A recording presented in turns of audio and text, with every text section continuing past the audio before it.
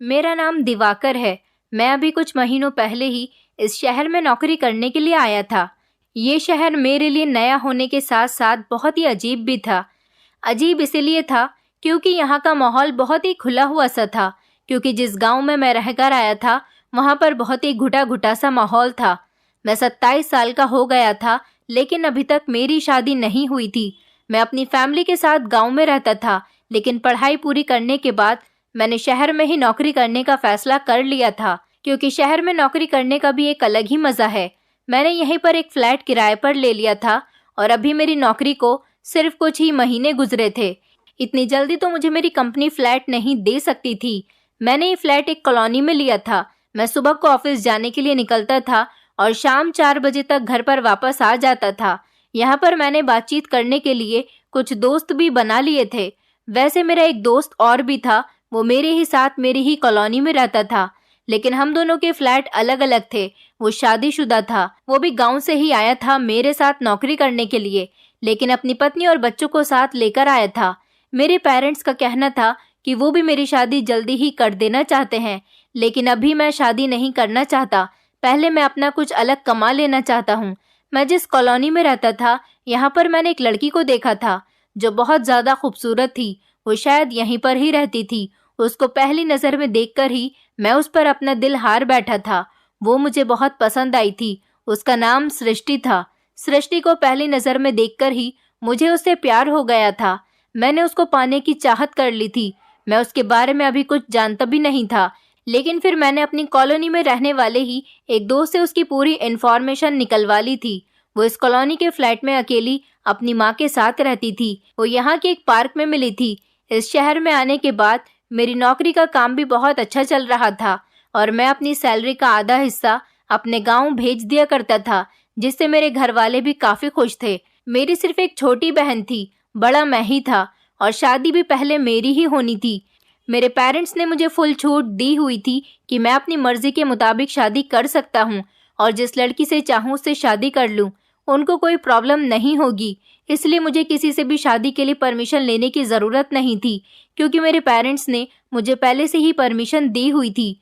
1 महीने की जान पहचान और उसके बाद धीरे धीरे दोस्ती ने हम दोनों के बीच एक गहरा रिश्ता कायम कर दिया था। हम दोनों एक दूसरे को अच्छी तरह से जान पहचान गए थे और एक दूसरे से प्यार भी करने लगे थे। मुझे नहीं पता था कि सृष्टि इतनी जल्दी मुझसे मोहब्बत कर बैठेगी। हम दोनों ने शादी करने का इरादा कर लिया था। मैं तो सृष्टि से जल्दी ही शादी करना चाहता था, क्योंकि वो बहुत दुख भरी जिंदगी गुजार रही थी। वो अपनी बीमार माँ के साथ रहती थी और एक स्कूल में टीचिंग करती थी। सृष्टि एक ऐसी लड़की थी जिसे शायद सहारे की जरूरत थी। मैं उसका सहारा बनना चाहता था, लेकिन वो किसी से सहारा मांगने से डर रही थी। उसकी जिंदगी में 1 साल पहले एक खतरनाक तूफान आ गया था। मैं तो अभी कुंवारा ही था। मुझे एक अच्छी लाइफ पार्टनर की जरूरत थी, जो कि मुझे सिर्फ सृष्टि में ही दिखाई दे रही थी। लेकिन उस बेचारी की एक बार शादी हो चुकी थी और उसका पति मर गया था। उसकी शादी को 1 साल ही हुआ था जब उसका पति उसे इस दुनिया से छोड़कर चला गया और उसके ससुराल वालों ने उसे घर से बाहर निकाल दिया। फिर वो अपनी बीमार माँ के साथ जाकर दोबारा से रहने लगी थी और अब तो वो जॉब करने लगी थी और अपनी माँ का इलाज भी करवा रही थी। उसने मुझे बताया था कि उसके ससुराल वालों ने उसके पति के मरने के बाद उसे बहुत ज्यादा तंग किया था और वो बहुत ज्यादा लालची लोग थे। इसी वजह से सृष्टि दूसरी शादी नहीं करना चाहती थी कि कहीं उसके दूसरे ससुराल वाले भी ऐसे ही न हों। लेकिन मेरे घर वाले ऐसे बिल्कुल भी नहीं थे और वैसे भी मैं तो यहीं पर नौकरी करता था, इसलिए शादी के बाद मुझे अपने पत्नी के साथ भी यहीं पर ही रहना था। मुझे सृष्टि से बहुत ज्यादा मोहब्बत हो गई थी, लेकिन जब से मैं उसे मिला था वो बहुत ज्यादा परेशान थी और वो मुझे अपने हालात रो रो कर सुनाती थी। मर्द की तो कमजोरी होती है कि अगर किसी रोती हुई औरत को देख ले तो वो वजह जानने की कोशिश जरूर करता है, चाहे वो मदद करने के काबिल हो या नहीं हो, पर जानना जरूर चाहता है। सृष्टि बहुत ज्यादा खूबसूरत थी। उसने कहा कि ये दुनिया बहुत बुरी है, मेरा पति इस दुनिया से चला गया, अब मैं बिल्कुल अकेली हो गई हूँ। एक माँ है, वो भी बीमार रहती है। उनकी दवाइयों का खर्चा और अपना पेट भरने के लिए मुझे जॉब करने के लिए निकलना पड़ गया। हम दोनों काफी देर तक एक दूसरे से बातें किया करते थे। हम दोनों ने एक दूसरे के मोबाइल नंबर भी शेयर कर लिए थे। हम कभी कॉल पर बात करते हैं तो कभी मिल लिया करते थे। हम लोग एक ही कॉलोनी में रहते थे। वो अपनी ससुराल वालों से सारे संबंध खत्म कर चुकी थी। वो अपना सब कुछ छोड़कर अपनी माँ को यहाँ लेकर इस कॉलोनी में रहने के लिए आ गई थी। वो अपनी पिछली जिंदगी के बारे में भूल जाना चाहती है। मेरी पहली मुलाकात उससे पार्क में हुई थी और वहाँ पर बातों ही बातों में मैंने उससे कहा था कि मैं आपको आपके घर छोड़ देता हूँ। तो उसने कहा था कि ऐसी कोई बात नहीं है। मैंने कहा कि आप अकेली कैसे जाओगी? तो उसने कहा कि मैं अकेली नहीं हूँ। तो अचानक उसने सीटी बजाई और सामने से ही भागता हुआ एक गोल्डन रंग का बड़ा सा कुत्ता उसकी तरफ भागता हुआ आ गया था। मुझे पता था कि वो उसका कुत्ता था। मैंने कहा कि ये कुत्ता आपका है? तो उसने कहा कि हाँ, ये मेरा कुत्ता है। आपको कैसा लगा? अच्छा है ना? मैंने कहा हाँ, ये अच्छा तो है, लेकिन ये तो बड़ा ही खतरनाक लग रहा है। फिर उसने मुझे बताया कि हाँ, ये अपने मालिक के अलावा किसी से भी लड़ झगड़ सकता है और हमला भी कर सकता है, लेकिन आप फिक्र मत करो, हैरी बहुत ही अच्छा कुत्ता है। मैंने कहा इसका नाम हैरी है? तो उसने कहा हाँ, इसका नाम हैरी है। दरअसल ये मेरे पति का कुत्ता था। वो अमेरिका से इसे खरीद कर लेकर आए थे। वो इससे बहुत प्यार किया करते थे।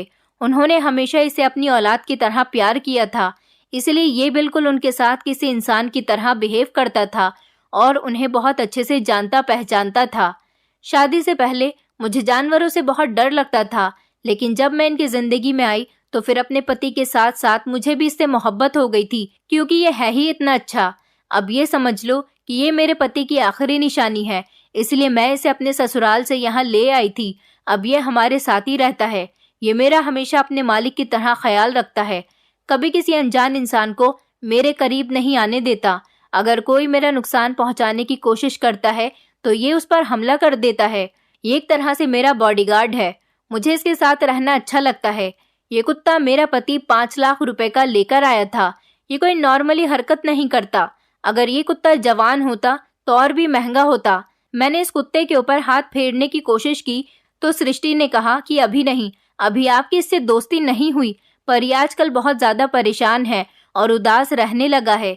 ये अपने मालिक के जाने के बाद हमसे गुस्सा हो गया। मैं इसीलिए इसको घर से बाहर सैर कराने के लिए लेकर आती हूँ, ताकि इसका दिल बहल जाए। मुझे सृष्टि की बातें बहुत अजीब लगी थी। शायद वो जरूरत से ज्यादा जज्बाती लड़की थी। फिलहाल थोड़ी देर के बाद वो वहां से चली गई थी, पर मैं सारा दिन उसी के बारे में सोचता रह गया था। फिर इसी तरह कई बार उसकी और मेरी मुलाकात कहीं न कहीं हो जाती थी। हम दोनों की मोहब्बत का सिलसिला चल निकला था। वो मुझसे प्यार करने लगी थी। उसके बाद हम दोनों ने फैसला कर लिया था कि हमें शादी कर लेनी चाहिए, क्योंकि मैं सृष्टि का सहारा बनना चाहता था और उसको संभालना चाहता था। उसकी जिंदगी की कहानी बहुत ही अजीब थी। उस बेचारी ने बहुत सारी परेशानियों का सामना किया था। अब मैं उसको और ज्यादा तकलीफ में नहीं देख सकता था। पता नहीं क्यों मुझे उससे एक अजीब सी मोहब्बत हो गई थी। उसकी छोटी सी भी तकलीफ मेरे लिए बहुत बड़ी हो गई थी। मैंने अपने पेरेंट्स से इस बारे में बात कर ली थी और उनको सृष्टि की फोटो भी भेज दी थी। उन्हें सृष्टि बहुत पसंद आई थी और उन्होंने मुझे सृष्टि से शादी करने की परमिशन भी दे दी थी। मेरे घर वालों को मेरी पसंद पर बहुत खुशी हुई थी, लेकिन मैंने उनको ये नहीं बताया था कि सृष्टि की पहले एक शादी और हो चुकी है और उसका पति मर चुका है। शायद मेरे पेरेंट्स ये बात सुनने के बाद मुझे सृष्टि से शादी नहीं करने देते। सृष्टि ने अपने पहले पति के बारे में बताया था कि वो अपने पहले पति को बहुत प्यार करती थी और उसके साथ लव मैरिज हुई थी। उसका नाम विराज था। कहने लगी कि मेरा पति बहुत अच्छा था और मुझसे बहुत प्यार करता था और मेरा बहुत ख्याल भी रखता था। मैं सृष्टि के सामने लाचार बन गया था। मैं तो पहले से ही उसकी मोहब्बत में लाचार हो गया था। मैं उसकी हर तरह से मदद करने की कोशिश करता था ताकि मेरा उस पर अच्छा अट्रैक्शन पड़ सके और वो अपने मरे हुए पति को भूलकर मेरे साथ अपनी नई जिंदगी की शुरुआत करे और अपने दिल में ये ठान ले कि मैं उसका बहुत ख्याल रखता हूँ, मैं उससे बहुत प्यार करता हूँ। हमने जल्द से जल्द शादी करने का इरादा कर लिया था। सृष्टि की माँ भी हम दोनों की शादी के लिए मान गई थी। उन्हें भी इस शादी से कोई प्रॉब्लम नहीं थी, बल्कि वो तो बहुत खुश हो रही थी कि उनकी बेटी को एक कुंवारा और उसका ख्याल रखने वाला लड़का मिल रहा है। सृष्टि और मैं हम दोनों एक दूसरे के धीरे धीरे बहुत करीब आ रहे थे। वो कह रही थी कि मैंने कभी सोचा भी नहीं था कि मैं अपने पति के जाने के बाद फिर से खुश रह पाऊंगी, लेकिन आपके साथ मुझे बहुत अच्छा महसूस होता है। हम दोनों ने तय कर लिया था कि अगले हफ्ते हम दोनों शादी कर लेंगे। मैंने अपनी शादी के बारे में अपने पेरेंट्स को बताया था और उनसे कहा था कि आप लोग भी शहर आ जाओ, लेकिन मेरे पेरेंट्स ने जिद की थी कि मैं अपनी पत्नी को लेकर गांव चला जाऊं और मेरी शादी वहीं से ही हो, क्योंकि मैं उनका इकलौता बेटा था और वो लोग मेरी शादी पर अपने सारे अरमान पूरे करना चाहते थे। मैंने जब इस बारे में सृष्टि को बताया तो उसने साफ साफ इनकार कर दिया था। उसने कहा, दिवाकर, तुम नहीं जानते हो कि मेरा पति कितना बड़ा बिजनेसमैन था और वो शहर में रहता था और मैं कभी भी गांव नहीं गई। मैंने अपनी सारी जिंदगी शहर में ही रहकर गुजारी है, मैं कभी गांव नहीं जा सकती। मैंने उसको समझाया था कि मैं अपने माता पिता की खुशी की वजह से वहां पर शादी करना चाहता हूँ ताकि उन लोगों के अरमान पूरे हो जाएं।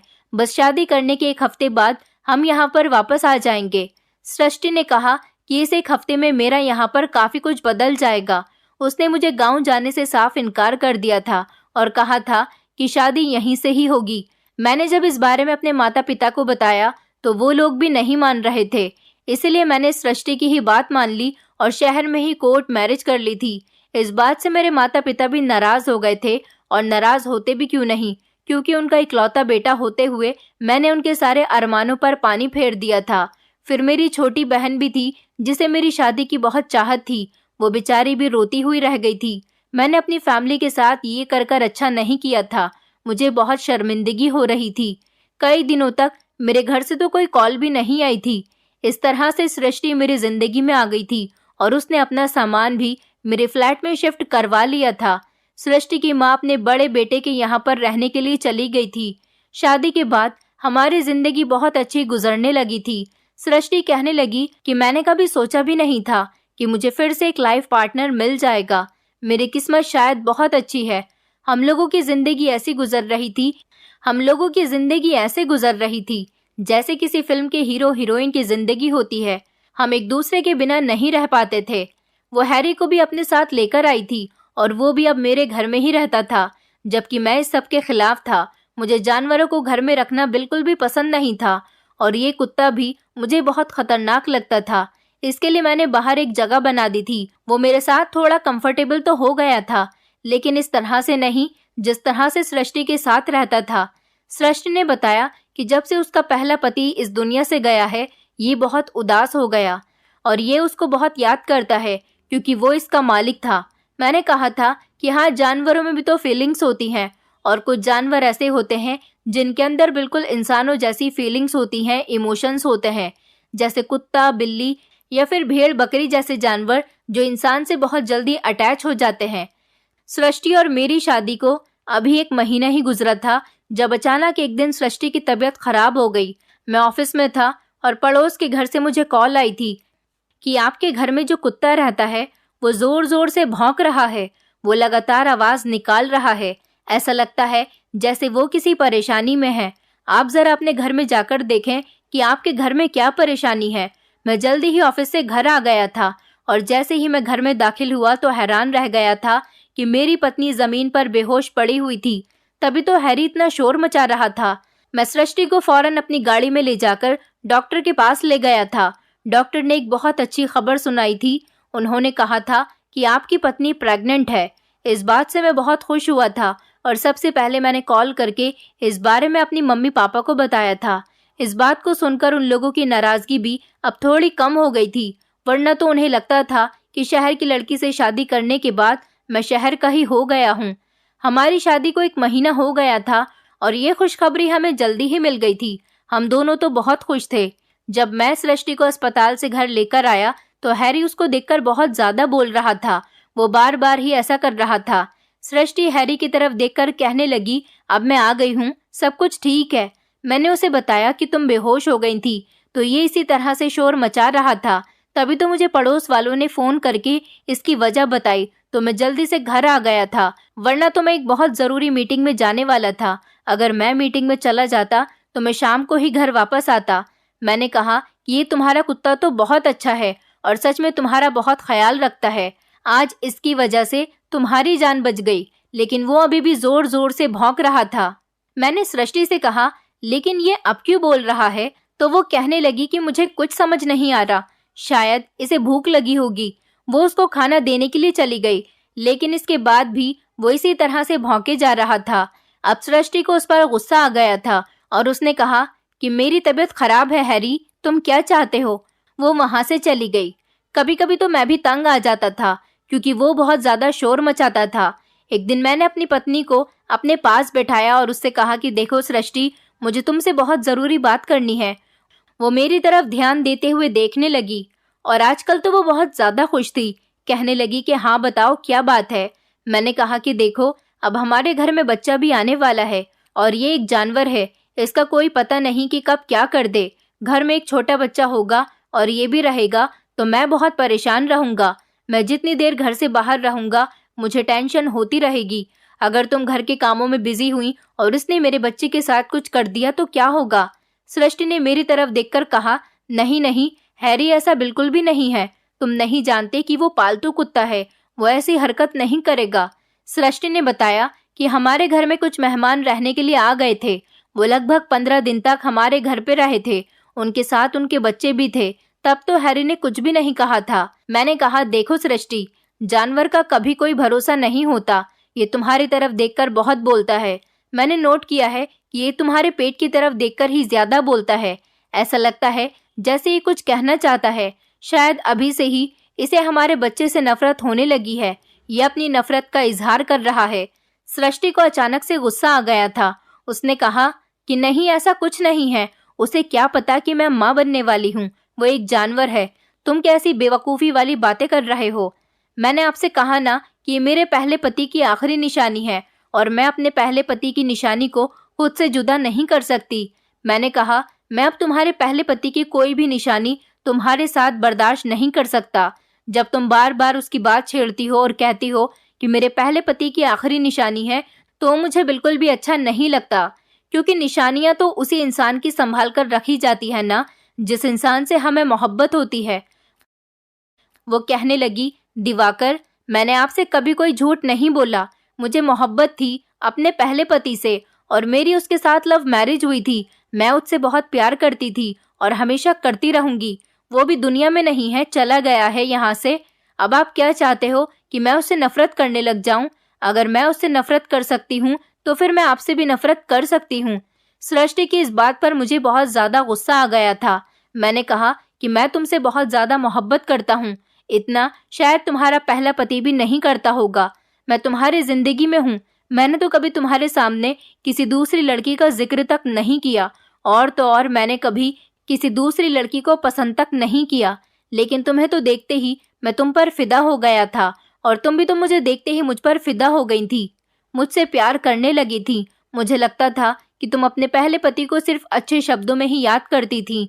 उसने कहा कि आप क्यों मुझसे लड़ाई झगड़ा कर रहे हो। मैंने उससे कहा कि मुझे ना तो कोई लड़ाई करनी है और ना ही कोई झगड़ा, बस तुम इस कुत्ते को इस घर से निकाल दो। वो कहने लगी कि ऐसा नहीं हो सकता, मैं इसे नहीं निकाल सकती। और मैं इसे कहाँ निकालूंगी, हम इसे जहाँ भी छोड़ देंगे ये वापस मेरे ही पास आ जाएगा। और फिर ये कोई आम कुत्ता नहीं है, ये 5 लाख रुपए का कुत्ता है। इसे यहाँ पर कोई भी चोरी कर सकता है क्योंकि इस तरह के कुत्ते हर जगह नहीं पाए जाते। ये सिर्फ विदेशों जैसी जगहों पर ही होते हैं। अगर इसे किसी ने चोरी कर लिया तो वापस भी नहीं करेगा। मैंने कहा कि फिर इसको बेच देते हैं। तो इस बात पर सृष्टि का दिल बहुत दुख गया था। उसने कहा कि नहीं, मैं इसको नहीं बेचने दूंगी। ये बेचारा पहले ही काफी उदास था क्योंकि इसका मालिक इस दुनिया से चला गया। मैं अच्छी इंसान हूँ, बुरी इंसान नहीं जो मुझे इसकी फीलिंग्स की कदर ही न हो, चाहे वो फीलिंग्स किसी जानवर की ही क्यों ना हो। और मैं आपसे भी यही उम्मीद रखती हूँ। मैं अपनी पत्नी के सामने शर्मिंदा होने लगा था क्योंकि मैंने भी उससे यही कहा था कि मैं भी एक नरम दिल और एक अच्छा इंसान हूँ, जबकि मैं ऐसा था ही नहीं। लेकिन मैं क्या कर सकता था, मैं खामोश हो गया। दिन इसी तरह से गुजरने लगे थे। वो कुत्ता सृष्टि के पेट की तरफ देख देख कर और बहुत ही शोर मचाता था। अब ये बात सृष्टि ने भी नोट करना शुरू कर दी थी और वो उससे दूर दूर रहती थी।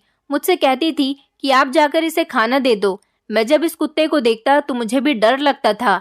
ऐसा लगता था कि जैसे वो अभी मुझे काट खाने के लिए मुझ पर छलांग मारने वाला है और ये मुझ पर हमला कर देगा। एक रात मेरी पत्नी मेरे बराबर में सो रही थी और वो सोते सोते ही कुछ बोल रही थी। मुझे लगा कि वो नींद में है और सच में वो नींद में ही थी। लेकिन वो जिस मर्द का नाम ले रही थी वो मैं नहीं था, बल्कि उसका पहला पति था। वो अपने पहले पति का नाम बार बार ले रही थी। वो गहरी नींद में थी और कह रही थी कि मैं आपके पास आना चाहती हूँ और आपके बिना नहीं रह सकती। आप मुझे छोड़कर इतनी जल्दी क्यों चले गए? मैं उसकी बातों पर उठकर बैठ गया था और उसकी बातों पर गौर करने लगा। मुझे उसकी बातें सुनकर बहुत गुस्सा आ रहा था, क्योंकि कोई भी पति अपनी पत्नी के मुंह से किसी दूसरे मर्द का नाम नहीं सुन सकता। ये औरत तो अभी तक अपने पहले पति से मोहब्बत करती थी। ये तो अभी भी इसकी दीवानी थी और ये उसको अभी तक भूली ही नहीं थी। एक दिन मैंने उससे पूछ लिया था कि तुमने मुझसे शादी ही क्यों की? तो उसने मुझसे कहा, क्योंकि आप एक अच्छे इंसान हो। मैंने कहा कि ऐसा क्यों? क्या मैं सिर्फ अच्छा इंसान था इसलिए तुमने मुझसे शादी की थी? तुम मुझे पसंद नहीं करती थी? उसने कहा, पसंद तो करती हूँ मैं आपको। आखिर पसंद ना करने वाली क्या बात है? आपने मुझे इस टाइम सहारा दिया, आपकी मोहब्बत ने मेरा साथ दिया जब मैं बहुत बड़ी मुसीबत में थी। अगर आप मुझे नहीं मिलते तो मैं अपने पति के दुख में ही मर जाती। मुझे अपनी पत्नी की हर बात पर गुस्सा आ रहा था। मतलब उसने सिर्फ मुझे अपने सहारे के लिए रखा हुआ था, वो मुझसे मोहब्बत नहीं करती थी। एक दिन मुझे शायद उस पर बहुत ज्यादा गुस्सा आ गया था और मैंने उससे कह दिया था कि देखो, मैंने तुमसे झूठ बोला। मैंने उससे कुछ बातें झूठ कह दी थी। कहा था कि मेरा एक लड़की के साथ अफेयर चल रहा था, मैं उससे बहुत प्यार करता था, लेकिन उसने मुझे धोखा दिया। मैंने उसे छोड़ दिया था। जब उसने मुझे छोड़ दिया था तो मेरी आंखों में आंसू नहीं आए थे। मैंने तुमसे झूठ बोला था, लेकिन तुम अपने पहले पति का जिक्र मेरे सामने मत किया करो। मेरी बात सुनकर सृष्टि खामोश हो गई थी। उसने कहा कि आपने मुझसे झूठ क्यों बोला? मैंने तो सोचा था कि आपकी जिंदगी में पहली और आखिरी लड़की सिर्फ मैं ही हूँ। मैंने सोचा था कि आपने मेरे अलावा कभी किसी से मोहब्बत नहीं की, लेकिन आपने मोहब्बत की है तो भी आप मेरे साथ लड़ते झगड़ते रहते हो। उस लड़की ने आपको धोखा दिया, लेकिन मैंने तो आपको कोई धोखा नहीं दिया। मैं तो आपके साथ बहुत सीरियस थी और आपसे प्यार करने लगी थी, तब आप मुझसे इस तरह की बातें करते हो। मैंने कहा कि तुम जो भी समझो, लेकिन अब तुम्हें अपने पहले पति का नाम तक अपनी जुबान पर नहीं लाना चाहिए, क्योंकि अब तुम मुझसे शादी कर चुकी हो और तुम मेरी धर्म पत्नी हो और तुम्हारा अब अपने पहले पति से कोई लेना देना नहीं है। वो इस दुनिया से चला गया तो तुम्हें भी अपने पति को अपने दिल से निकाल देना चाहिए। अब अगर तुमने अपने पति का नाम लिया तो मैं इसे बेवफाई समझूंगा। फिर तुम में और मेरी पहली गर्लफ्रेंड में कोई फर्क नहीं रहेगा। वो कहने लगी, क्या मतलब है आपका? बेवफाई एक ऐसे इंसान से जो इस दुनिया में ही नहीं है? तो मैंने कहा, हाँ, तुम जो भी कहो, बस अब अगर तुमने उसका नाम लिया तो मैं समझूंगा कि तुम मुझे तकलीफ देना चाहती हो। मेरी पत्नी ने उसका नाम तो नहीं लिया था, लेकिन वो मुझसे दूर दूर रहने लगी थी। उसका मूड मेरी तरफ से ऑफ रहता था। वो मुझसे कोई बातचीत भी नहीं करती थी, पहले जैसे मेरे साथ रिएक्ट नहीं करती थी और ना ही मेरे साथ अपने दिल की कोई बात करती थी। औरत की खामोशी तूफान आने का अंदेशा होती है। एक खुश औरत कभी भी खामोश नहीं होती। जो औरत खामोश हो जाती है उसका यही मतलब होता है कि या तो वो खुश नहीं है या फिर उसकी खामोशी के पीछे कोई बहुत बड़ी वजह छुपी हुई है। मेरी पत्नी बैठे बैठे कहीं भी खो जाती थी और मैं यही समझता था कि वो अपने पहले पति की यादों में खोई हुई है, वो पति जो इस दुनिया से जा चुका है। वक्त इसी तरह से गुजरने लगा था और एक दिन मेरी पत्नी की तबीयत अचानक से खराब हो गई थी।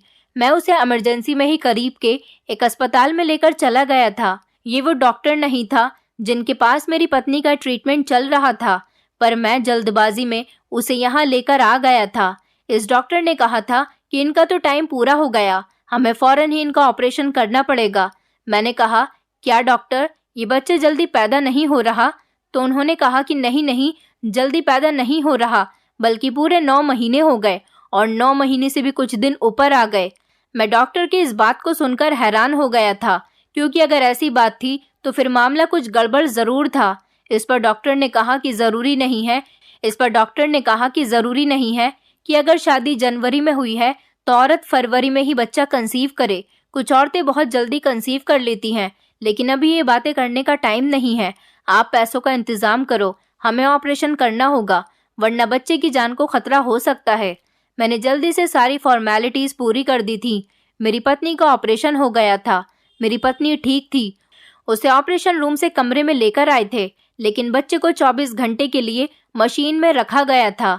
बच्चे की तबीयत कुछ ठीक नहीं थी। डॉक्टर ने कहा था कि 24 घंटे के बाद बच्चे को मशीन से निकाल लिया जाएगा। मेरी पत्नी अपने बच्चे के लिए बहुत परेशान थी। मैंने उसको समझाया था कि तुम परेशान मत हो, हमारा बच्चा बिल्कुल ठीक है, वो बिल्कुल ठीक है, भगवान की कृपा से कल तक वो और भी ज्यादा ठीक हो जाएगा। भगवान ने तुम्हें बेटा दिया है, क्या नाम सोचा है तुमने इसका? इससे पहले मैं कुछ और बोलता, वो कहने लगी कि मैंने तो इसका नाम। वो किसी का नाम लेने की कोशिश कर रही थी, मगर बोलते बोलते रुक गई थी। मुझे ऐसा लगा जैसे वो ये कहना चाहती है कि वो अपने बच्चे का नाम अपने पहले पति के नाम पर रखना चाहती है, लेकिन वो खामोश हो गई थी। जब नर्स बच्चे को लेकर आई तो मैं बच्चे को देखकर हैरान रह गया था। बच्चा बहुत ही ज्यादा सांवले रंग का था, जबकि मेरी पत्नी भी बिल्कुल सफेद थी और मैं भी काफी खूबसूरत था। फिर ये बच्चा सांवला कैसे पैदा हो गया था? डॉक्टर ने कहा था कि बच्चे तो काफी सारे रंग बदलते हैं, आप अभी से ही परेशान हो रहे हो। जैसे ही हम बच्चे को लेकर घर में दाखिल हुए तो हैरी दौड़ता हुआ हमारे पास आ गया था और उसने शोर मचाना शुरू कर दिया था। मैंने सृष्टि से कहा कि ये क्या कर रहा है, इसे बच्चे से दूर रखो, कहीं ये बच्चे को कुछ नुकसान न पहुंचा दे। मैं परेशान होने लगा था, पर इस बात पर सृष्टि हंसने लगी और उसने कहा कि ये खुश हो रहा है। आज बहुत सालों बाद मैंने इसे इस तरह से खुश होता हुआ देखा है। ये ऐसे छलांग तो तब लगाता था जब मेरा पति घर में दाखिल होता था, और जब से इसने आज बच्चे को देखकर ऐसे ही छलांग मारना और शोर मचाना शुरू किया। इसने बहुत ही टाइम बाद इस तरह की हरकतें की हैं, क्योंकि आज ये बहुत खुश है। सृष्टि भी इस बात पर हंसने लगी थी, जबकि मैं इन दोनों को देखने लगा था कि आखिर किस तरह की बातें कर रही है। पता नहीं क्यों मुझे बच्चे से बिल्कुल भी अपनापन नहीं लग रहा था। कभी कभी ऐसा होता है कि मर्दों को ज्यादा छोटे बच्चों से ज्यादा मोहब्बत नहीं होती। वो थोड़े बड़े हो जाते हैं, थोड़ी बातें करने लग जाते हैं, शैतानी करने लगते हैं, खेलने लगते हैं, बोलते लगते हैं, तब जाकर उनसे मोहब्बत होने लगती है। लेकिन मुझे तो इस बच्चे से बिल्कुल भी ना तो अपनापन महसूस हो रहा था और ना ही कोई पिता वाली फीलिंग आ रही थी। ये कहने को तो मेरा पहला बच्चा था, मेरी और सृष्टि की मोहब्बत की निशानी था, पर मेरी पत्नी बहुत ही खुश थी। अभी तक उसने इस बच्चे का नाम नहीं रखा था। मैं उससे बार बार कहता था कि इसका नाम रख लो, हम इसका नाम सोनू रख लेते हैं। मुझे ये नाम बहुत पसंद है, क्योंकि गांव में मेरे पिताजी मुझे बचपन में सोनू कहकर ही पुकारते थे। वो मेरी इस बात पर खामोश हो गई थी। एक दिन बच्चे की तबीयत अचानक खराब हो गई और मेरी पत्नी का तो ऑपरेशन हुआ था, इसलिए वो बार बार घर से बाहर नहीं निकल सकती थी। मैंने कहा कि तुम फिक्र मत करो, मैं इसे डॉक्टर के पास ले जाता हूँ। डॉक्टर यहाँ करीब में ही है। उसने कहा कि ध्यान से लेकर जाना और हैरी को अपने साथ लेकर जाना। मैंने कहा कि इसे साथ लेकर क्यों जाऊं? हैरी को संभालूं या फिर इस बच्चे को देखूं? फिलहाल मैं डॉक्टर के पास बच्चे को लेकर चला गया था। डॉक्टर ने कहा था कि कोई परेशानी वाली बात नहीं है, छोटे बच्चे कभी कभी बीमार हो जाते हैं। मैं डॉक्टर से डीएनए टेस्ट करवाना चाहता था। जब मैंने डॉक्टर से इस बारे में कहा तो डॉक्टर मेरी बात सुनकर हैरान हो गया था, लेकिन डॉक्टर मेरा जानने वाला था, इसलिए मेरी बात मान गया था। उसने कहा था कि ठीक है, डीएनए टेस्ट कर लेते हैं, छोटा सा ही टेस्ट होगा, लेकिन रिपोर्ट आपको 2 दिन के बाद मिलेगी। मैंने कहा था ठीक है। मैंने टेस्ट करवा लिया था और बच्चे को घर वापस लेकर आया था। बच्चा अब पहले से ठीक था। जब से बच्चा आया था सृष्टि मेरी तरफ तो देख भी नहीं रही थी, और वो पहले भी मेरी तरफ कहाँ देखती थी, अपने ही ख्यालों में खोई रहती थी। सिर्फ शादी के शुरू के दिनों में ही वो मेरे साथ बहुत अच्छे से पेश आती थी। जब मेरे गले लगती थी तो आंखें बंद कर लेती थी। मुझे अब ऐसे लगने लगा था कि शायद वो मेरे गले लगकर ये महसूस करती थी कि मैं उसका पहला पति हूँ। मुझे तो ये समझ ही नहीं आती थी कि मेरी किस्मत इतनी बुरी कैसे हो गई थी। इस लड़की की वजह से मैंने अपने माता पिता के भी अरमानों पर पानी फेर दिया था। जो इसने कहा था मैंने वही किया था, लेकिन ये तो किसी और के ही ख्यालों में खोई रहती थी। अब मैं इस बच्चे की तरफ भी हमेशा ही शक की नजर से देखता था कि कुछ न कुछ तो गड़बड़ जरूर थी, और मैं इस बात पर हैरान था कि जब से ये बच्चा पैदा होने वाला था तो हैरी मेरी पत्नी की तरफ देखकर अजीब तरीके से शोर मचाने लग जाता था। लेकिन अब जब से ये बच्चा इस दुनिया में आया था तो उसका बिहेवियर बच्चे के साथ बहुत अच्छा हो गया था। वो उसके आगे पीछे भागता था, खेलता था, उछलता था। मेरी पत्नी, बेटे और हैरी को एक साथ खेलते हुए देखकर मुझे ऐसा लगता था जैसे मैं किसी के लिए कुछ हूं ही नहीं। मेरी पत्नी तो हमेशा अपने बेटे में ही बिजी रहती थी। 2 दिन के बाद मुझे डॉक्टर ने कॉल किया और बताया कि आपकी डीएनए रिपोर्ट्स आ चुकी हैं, आप आकर ले जाओ। मैं बहुत परेशान था और जाना भी चाहता था। मैं ये भी सोचता था कि मैं रिपोर्ट लेने नहीं जाऊं, मुझे अपनी पत्नी पर शक नहीं करना चाहिए था। लेकिन फिर मेरी मर्दानगी सामने आ गई और मैं चला ही गया था। डॉक्टर ने मुझे रिपोर्ट बताई तो मैं हैरान रह गया था और मुझे समझ आ गया था कि हैरी मेरी पत्नी के पेट की तरफ देखकर इतना ज्यादा शोर क्यों मचाता था और अब इस बच्चे के आने से वो इतना खुश क्यों था, क्योंकि इस बच्चे का पिता मैं नहीं था बल्कि मेरी पत्नी का पहला पति था। जब वो इस दुनिया से गया तो मेरी पत्नी माँ बनने वाली थी। जब सृष्टि की मुझसे मुलाकात हुई थी उससे 1 महीने पहले ही उसके पति की मौत हुई थी। उसने मुझसे झूठ बोला था कि उसके पति की मौत को 1 साल हो गया। उसके ही कुछ वक्त बाद मैंने अपनी पत्नी से शादी कर ली थी। शायद मेरी पत्नी को भी इस बात के बारे में पता नहीं था। मेरी शादी के बाद तभी तो वो बार बार सृष्टि को देखकर हैरी भौंका करता था। शायद उसको पता था कि मेरी पत्नी का बच्चा होने वाला है और वो बच्चा उसके मालिक की औलाद है। और जैसा मेरी पत्नी ने कहा कि ये तो ऐसे खुश हो रहा है जैसे इसका मालिक घर में आया है, क्योंकि वो मेरी पत्नी के पहले पति की ही औलाद है। तभी तो अभी तक मेरी पत्नी ने इस बच्चे का नाम तक नहीं रखा था। आज जब मैं घर वापस आया तो चुपचाप अपना सामान पैक करने लगा। वो मुझसे कहने लगी कि क्या बात है, क्या कर रहे हो, कहीं जा रहे हो क्या?